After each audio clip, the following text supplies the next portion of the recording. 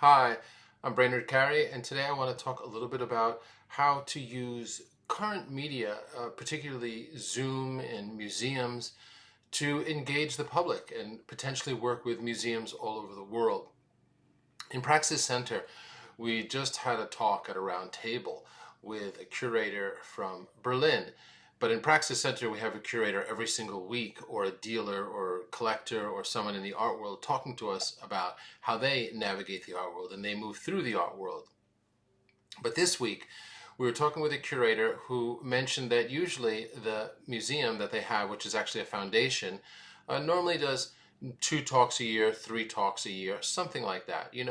These were staples of museums, right? Panel talks, discussions, artist talks.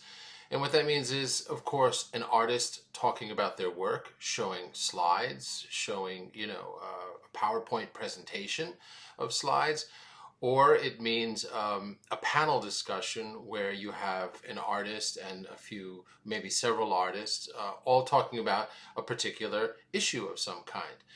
And so what happened in 2020 and now in 2021 is because of the pandemic, museums could no longer do these in-person discussions, right? They had to do them through Zoom. And what they noticed almost all across the board was, instead of having 50 people at a lecture, at an in-person lecture, they had something more like 100 or 200. And not only that, it costs little to set up because it's all Zoom, right? And people could come from all over the world. So the curator was telling us that last year they had something like 12 to 15 of these presentations. So what does this mean to you? You're an artist. How does this help you in any way? Well, presentations and showing off your work in terms of a slide presentation is a great way to get your work out there and show it to a larger audience. And now museums, art centers all around the world are open to this. They know it's an inexpensive thing to run, right? You can do it from your home, your studio, and they can also host it and give it as a benefit to their listeners for very little cost. So the way to begin this, and if you're interested in this, because it is one of the post-pandemic things we're not going to see an end to, and it's one of the more powerful uses of the Zoom technology, which is to give artists a voice around the world, to allow programs that are really for educational use to be in museums around the world. So the way to get yourself on one of those programs, or for the program to be entirely about you and your work, is to create a proposal. And the person first to send that proposal to at any museum would usually be, sometimes it's the artistic director, right? In Europe, they have what's called the artistic director. In the United States and many other places, they have usually a curator of public events, public affairs, curator of education, something like that. You can always call the museum or write to them and say, who is in control of the public events, the public affairs, because I'd like to propose one. Then your task would be to propose really briefly, and I mean in like half a page of text or less, what your talk would be about. Now, ideally, it's about your work, right? But you have to create a context for how it relates to the museum. So if you're a painter, if you're a sculptor, if you're a photographer, take that idea of your work, take what you're working on, and if you're interested in a particular museum, look through what they're doing. Now, museums usually plan a year, 2 years in advance. So you can look at their schedule and you can see what's coming up in 3 months, 6 months, a year. No problem, right? That's easy enough to do. So when you do that, look for a connection to your work. If you see a show of photographs coming up and you're a photographer, that's an opening. If you see a show of paintings or sculpture and that's your medium, that's an opening. Now, beyond that, what kind of photography, what kind of sculpture, what kind of painting? Do you relate to that content in terms of your work? Do you relate to something about that artist that they're showing or that group of artists? Sometimes work is shown, shows in museums are based on a particular theme.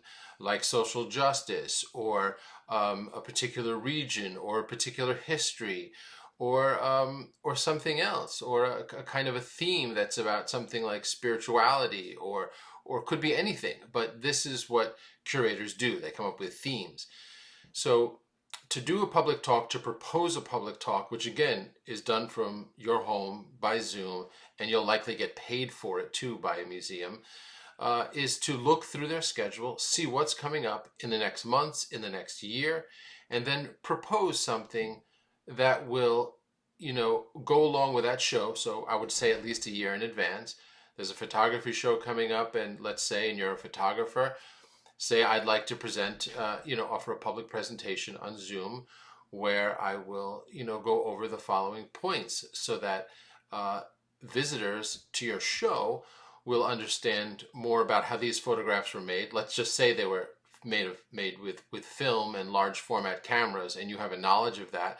Well, then now there's a connection so that your proposal will not only speak to your work and interest people, but it will help the museum or organization because it will help visitors understand the show that they're seeing better.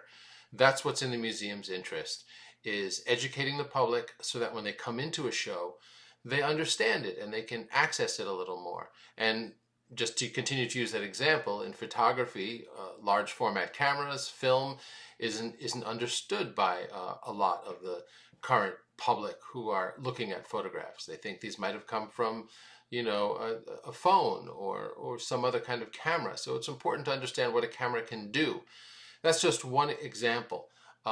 Again, I want to say in this proposal that you're writing, so again, you call or write to the museum, you ask who's in charge of public events, public affairs, who's the artistic director, and you write them a proposal.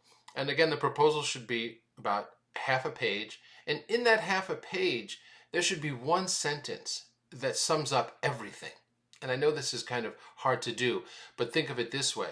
Let's say you have the talk, they schedule the talk, and it's about, large format photography and how it relates to their current exhibit of, I don't know, Ansel Adams or other photographers.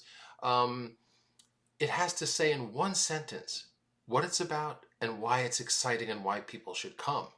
Because when the museum sends out an announcement and tries to get people to come to this Zoom event, to register for this Zoom event, they're not going to give them half a page of text.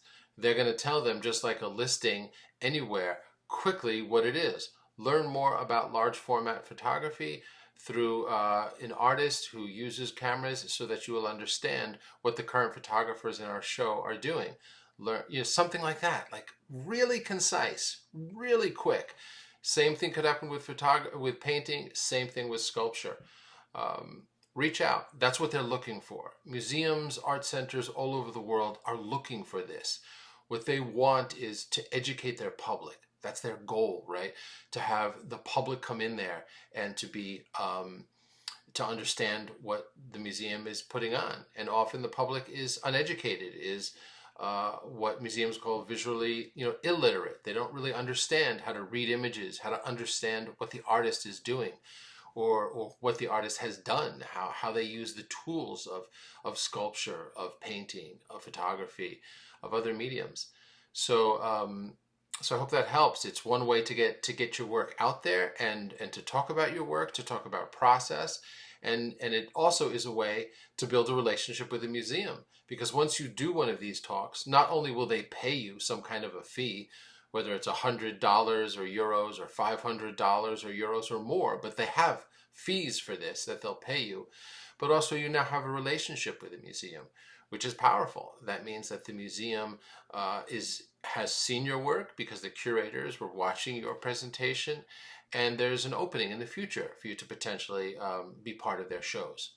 So if you have any questions, don't hesitate to ask. But this is something in Praxis Center that that members are doing, and it's exciting to see. So I wish you well with this process, and I hope this helps. Don't hesitate to ask questions in the comments.